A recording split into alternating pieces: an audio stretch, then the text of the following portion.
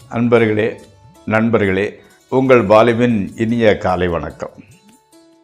இன்று அதாவது 14/7/2024 ஆனி மாதம் 30ஆம் தேதி ஞாயிற்றுக்கிழமை, அஷ்டமி தேதி சாயங்காலம் 5:24 வரை, அதற்கு மேல் நவமி தேதி, சித்திரை நட்சத்திரம். இன்றைக்கி ராகு காலம் சாயங்காலம் 4:30லேருந்து 6 வரை. அதே மாதிரி யமகண்டம் மத்தியானம் 12லேருந்து 1:30 வரை. நல்ல நேரம் காலையில் 7:45 to 8:45, சாயங்காலம் 3:15 to 4:15. சந்திராஷ்டிரமம் அதாவது 8:43 மணிக்கு பின்பு மீன ராசிக்கு உடையது.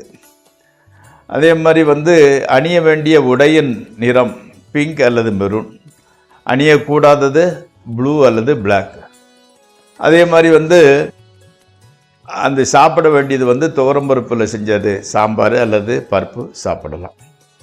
இப்பொழுது நட்சத்திரம், பூராட நட்சத்திரத்தில் பிறந்தவங்களுக்கு எப்படி இருப்பாங்கங்கிறத ஒரு அவுட்லைன் பார்த்துக்கலாம்.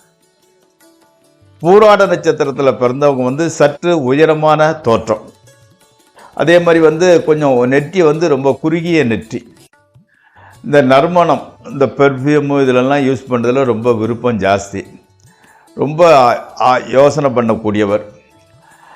அதாவது அரசாங்கத்திடம் நட்புடையவர். அப்படின்னா அரசாங்க பவரில் உள்ளவங்க, எம்பி, கவுன்சிலர், எம்எல்ஏ அந்த மாதிரிப்பட்டவங்களோட நட்பு உடையவர்.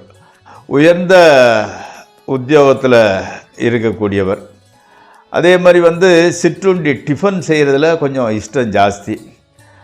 அதே மாதிரி அம்மாவுக்கு ரொம்ப நல்ல பிள்ளை. தம்மை அடைந்தவரை காப்பவர். அப்படின்னா தன்னை ஆதரவு கேட்டு வந்தவங்களை காப்பாற்றக்கூடியவர். அதாவது கண்கள் ரொம்ப சின்னதாக இருக்கும், கொஞ்சம் சிவந்து போய் இருக்கும். கைகால்கள் நீண்டு இருக்கும். அதே மாதிரி பார்க்கறதுக்கு பர்சனாலிட்டி நல்லா இருந்துக்கிட்டு இருப்பார். பரந்த மார்பும் தோளும் உடையவர். அதே மாதிரி கொஞ்சம் கலரு டிம்மாக இருக்கிறதுக்கு வாய்ப்பு இருந்திருக்கு. ரொம்ப துணிச்சல் ஜாஸ்தி. வலிமையான கைகளும் தோள்களும் உடையவர். பொய் சொல்ல மாட்டார். எதாக இருந்தாலும் மேக்சிமம் உண்மையை தான் பேசுவார். பிரயாணம் செய்கிறதுல ரொம்ப விருப்பம் ஜாஸ்தி. பெண்களுக்கு இனிமையானவர். ஆமாம், தானம் செய்வதில் கெட்டிக்கார். தானம் யார் கேட்டாலும் இல்லாதவங்களுக்கு உதவி செய்வார். நிலைத்த நட்புடைய ஒருத்தர் நண்பன்னா கடைசி வரைக்கும் அவன் நல்ல கட்ட நண்பனாக தான் இருப்பார். அடிக்கடி நண்பர்களை மாற்றக்கூடிய மென்டாலிட்டி கிடையாது. இது அன்னி பூராட நட்சத்திரத்தில் பிறந்தவர்களுக்கு உரியது. இப்பொழுது நாம் ராசிபலன் நிகழ்ச்சிக்குள் செல்வோம். இந்த ராசிபலன் நிகழ்ச்சி உங்களுக்கு ஏற்புடையதாயின் சப்ஸ்கிரைப் செய்யவும், நண்பர்களுடன் பகிர்ந்து கொள்ளவும். நிகழ்ச்சிக்குள் செல்வோம்.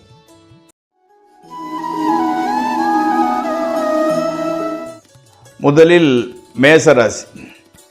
அதாவது அந்த புதுசாக கல்யாணான மேசராசிக்காரங்களுக்கு குழந்தை பிறப்பது சற்று தள்ளி போகிறது. அதே மாதிரி தொண்டை கரகரப்பு, தோள்பட்ட வலி, இந்த மாதிரிப்பட்டது சின்ன சின்ன பிரச்சனைகள் உண்டாகின்றன. அதே மாதிரி உங்களோட வேலை செய்கிற இடத்துல உங்களுக்கு சுப்பீரியர்ஸ் உங்களுக்கு ரொம்ப சப்போர்ட்டிவாக இருக்கிறாங்க. அரசியல் உள்ளவர்களுக்கு புதிய பொறுப்பு கிடைக்க வாய்ப்பு இருக்கிறது. ஆமாம், தகப்பனார் உங்களுக்கு ரொம்ப சப்போர்ட்டிவாக இருந்துக்கிட்டு இருக்கிறாரு, ரொம்ப ஆதரவாக இருக்கிறார். அடுத்து ரிஷபராசி. மாணவர்களுக்கு கல்வியில் இன்ட்ரெஸ்ட் கொஞ்சம் ஜாஸ்தியாகிட்டு போகுது. தொழிலில் நல்ல மூமெண்ட்டு தெரியுது.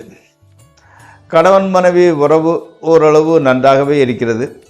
முக்கியமான மீட்டிங்கில் உங்களது பேச்சு திருப்திகரமாக இருக்கிறது. மகன் அல்லது மகள் உத்தியோகம் ஸ்மூத் சைலிங் நன்றாக போய்கொண்டிருக்கிறது. ட்ரேடிங் செய்கிறவர்களுக்கு ஓரளவு லாபம் வருகிறது. அடுத்து மிதுன ராசி. நண்பர்கள், இளைய சகோதரர்கள் உங்களுக்கு நல்ல ஆதரவாக இருக்கிறாங்க, சப்போர்ட்டிவாக இருந்துக்கிட்டு இருக்கிறாங்க. உங்களது முயற்சி வெற்றியை நோக்கி பயணிக்கிறது.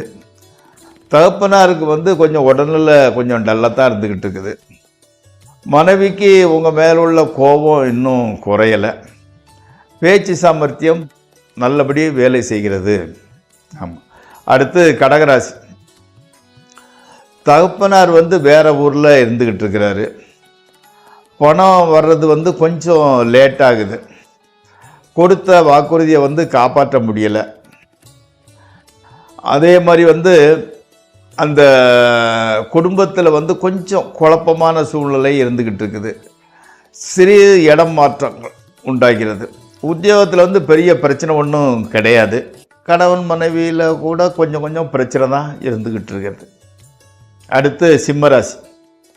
எடுத்த காரியங்களெல்லாம் வெற்றியே வந்து சேர்கிறது. அரசாங்க உத்தியோகம் இல்லாதவங்களுக்கு வந்து உத்தியோகம் கிடைக்கிறது. தேவையான பணம் வந்து செல்கிறது. பெற்றோர் ஆரோக்கியம் வந்து நல்லாக இருக்கிறது. நகை துணிமணி வாங்கிறதுக்கு உண்டான நேரம் இது. அடுத்து கன்னியாராசி.